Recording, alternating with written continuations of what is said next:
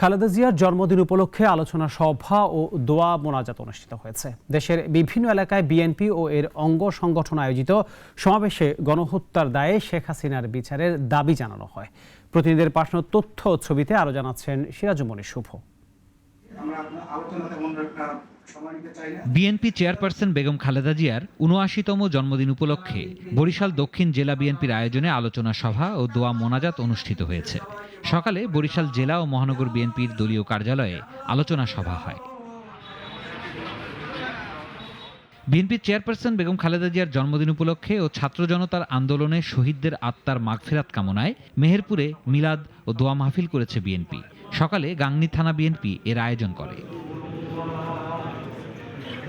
এদিকে শেখ হাসিনা সহ সকল খুনিদের ফাঁসির দাবিতে কেন্দ্রীয় বিএনপির নির্বাহী কমিটির সদস্য কাজী মনিরুজ্জামান মনিরের নেতৃত্বে রূপগঞ্জে অবস্থান কর্মসূচি পালন করেছে দাউদপুর ইউনিয়ন বিএনপি।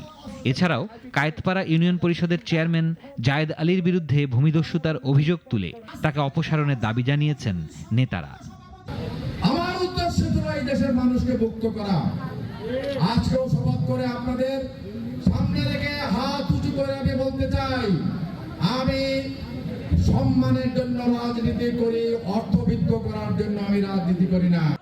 অন্যদিকে কোটা সংস্কার আন্দোলনে ছাত্র জনতার ওপর গুলি চালানোর নির্দেশদাতা হিসেবে শেখ হাসিনার বিচারের দাবিতে গাজীপুরে দোয়া কর্মসূচি পালন করেছে বিএনপি।